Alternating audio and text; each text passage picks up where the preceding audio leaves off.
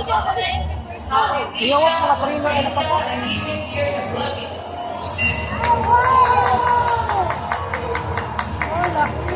Iyawas mga trino. In Australia, there are called sea eagles. Ano yung In pinkas? the Philippines, they are locally known as Lawing Scarbanok in the Visayan.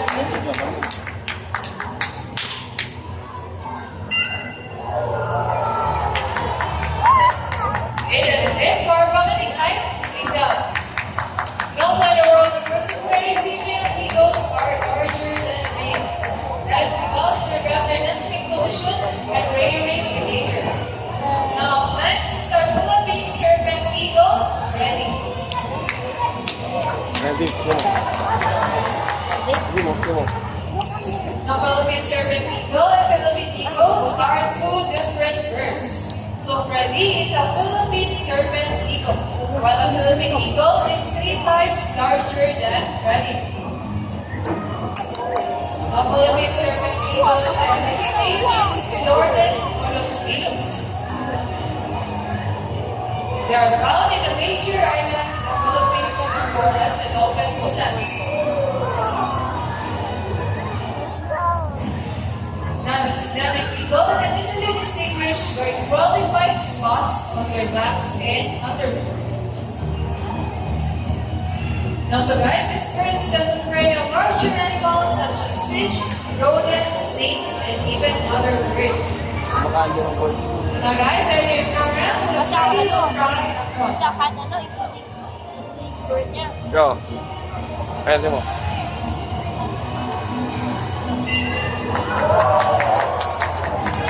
Wait, that is it for Philippine serpent eagle. Ready. Now, so guys, as you may notice, our trainers are using a glove that is called a pulmonary glove. It is used to protect our skin and from the sharp talons and beams. Just a fun fact, both Freddy and Kingdom are rescued birds. They're being led by the DENR. They're right here during ECQ period. Yung bird ka. So, next for our flying birds, presenting our homing pigeons. Yung ibon, gusto mo nood. Ay, pigeon o, ano?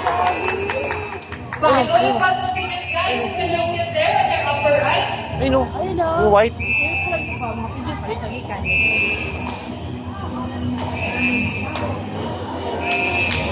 There you go.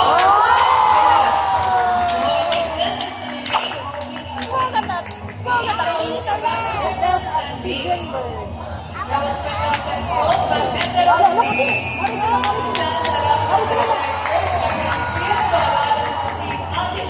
location, and direction.